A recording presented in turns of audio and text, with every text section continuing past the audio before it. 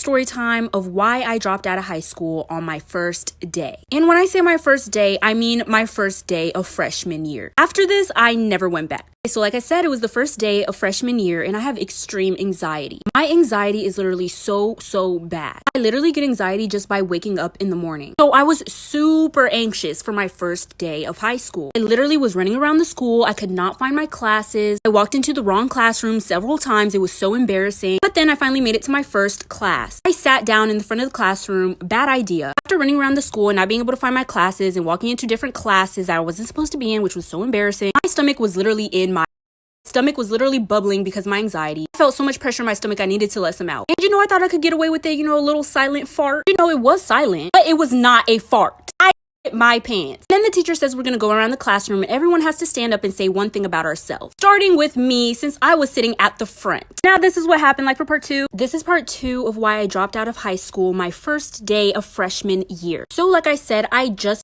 myself in class. The teacher says we have to go around the room and everyone has to stand up and say something about themselves. And of course, I had to be sitting in the front of the classroom and I had to go first. So I just told her I didn't feel comfortable standing up and I'd rather sit down. But she said that I had to stand up and everybody has to stand up. So I clearly did not have many options and I decided that I was gonna stand up. And so I stood up and everybody gasped, even the teacher. The teacher literally made everybody get out of the classroom. And I knew from there on out, I could not show my face in that school anymore. I knew all day everyone was going to talk about that one kid that themselves in class. Yeah, the teacher took everyone out of the class and then I got myself cleaned up. Went to the office, told them what happened. They called my mom. They let me go home. I cried to my mom and told her I could not show my face at that school anymore. And so she pulled me out of high school and I just did online until I graduated.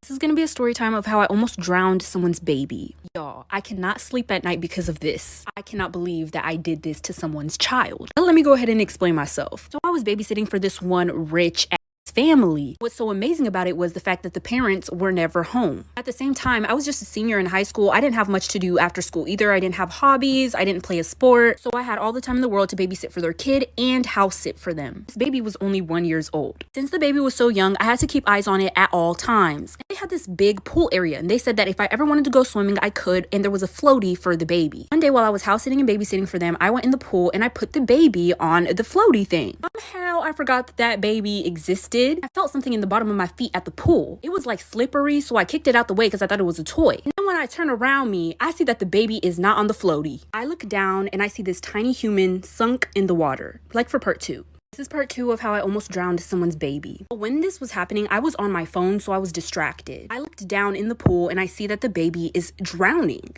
I don't really know how to explain the way that my heart skipped a beat at this exact moment. My heart was beating regularly and then all of a sudden it skipped 2 beats at a time. My ass was in my forehead. Immediately dived down into the pool, took out the baby, but the baby was suffocating. Now listen, I never did CPR, but God blessed me with those skills in that very moment. I was able to keep myself calm and did CPR on the baby and was able to get it to breathe again. I did not tell nobody about this. I didn't tell the parents. The baby is fine. I really should have told the parents because what if it did cause a health issue? But from what I've seen, the baby's fine. Yeah, I didn't tell them what happened, but I quit babysitting because I felt guilty. They haven't said anything about their baby dysfunctioning, so the baby is fine. Just because of this, I pulled myself out of babysitting and I'll never babysit ever again because I'm clearly not responsible enough. This story time is how my toxic ex-boyfriend stole $5,000 out of my bank account to give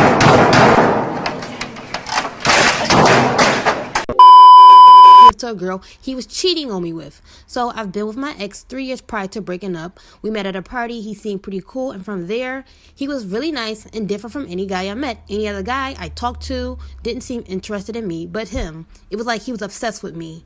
He even said that he loved me after 2 weeks of talking. I thought it was cute, but I wasn't trying to get serious so soon. He came off very strict of what he wanted, and one of those things were me. And after 6 months of meeting this great guy, he completely changed. He became physically and emotionally abusive. I even tried to leave at some points of the relationship. One day, he asked if I could spare him some gas money because he needed to pick up his mom's medicine. So I trusted my boyfriend of 3 years and gave him my card to take the money out the ATM. When he came back and gave me my card, he went ghost for 2 days. And of course, I was upset and I blew up his phone, afraid of what happened to him.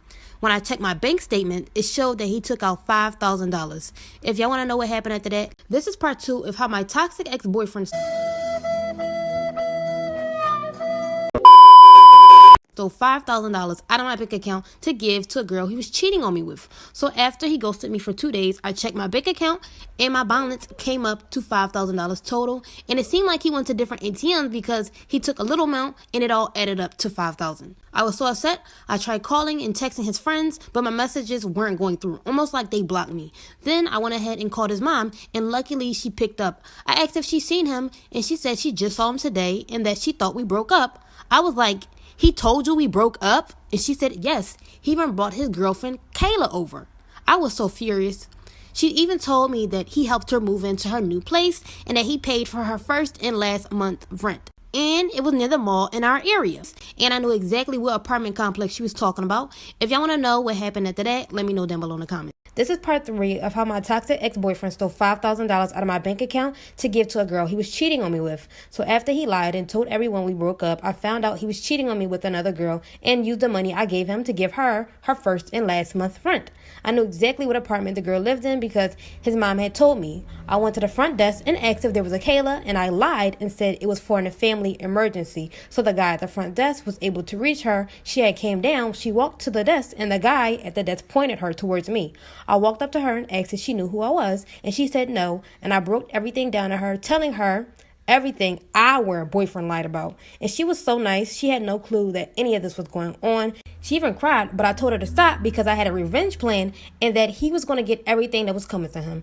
And I asked if she wanted to join, and luckily she said yes. So if y'all want to know what happened after that, let me know down below in the comments. And this is when it gets juicy. This is part 4 of how my toxic ex-boyfriend stole $5,000 out of my bank account to give to a girl he was cheating on me with. So after I met Kayla, the girl he was cheating on me with, we created the ultimate get back plan. So she had to completely act like she never met me. She told him she wanted to meet up and go on a surprise vacation and that she wanted to do something fun. And him being dumb, he agreed to it. She told him to pack a bag of his nicest clothes and bring his passport. He came to her place with all his things and they got in a car. I was on the floor in the back seat and he had no clue. So she drove really far from home and stopped by the gas station because she wanted to get frisky. She told him to take off his shoes. Him being dumb, he took off his shoes. She told him to get out of the car real quick because she needed to get the surprise from under the seat. And I popped up and he jumped back. Then I closed and locked the door. He was lost and got mad and started yelling at me, calling me all types of names. If y'all want to know what happened after that, please let me know down below in the comments. This is part 5 of how my toxic ex-boyfriend stole $5,000 out of my bank account to give to a girl he was cheating on me with. So after I popped up and surprised my ex, he was so shook, he was not expecting it, and I quickly closed the door. He banged on the door, telling us to open it up and give him his things. I pulled down the window and tossed him 5 cents, saying, "Have fun walking 5 hours home with the 5 cents that you should have had before cheating on me." And Kayla quickly drove off. It was funny because he had on no shoes. When we left, we took some of his Gucci outfits he broke, cut them up, and tossed them out the window. Some of the clothes we kept and sold them to people we knew, and his passport and wallet and cards and ID was tossed out the window too. After the whole situation was over, we went to Kayla's apartment. She gave me back the money that my ex stole from me, which was kind of hard to do, and we split the money that we made off of selling his clothes.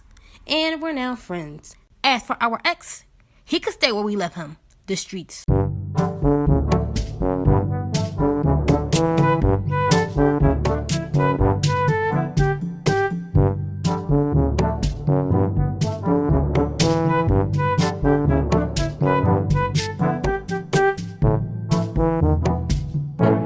Bye, sisters.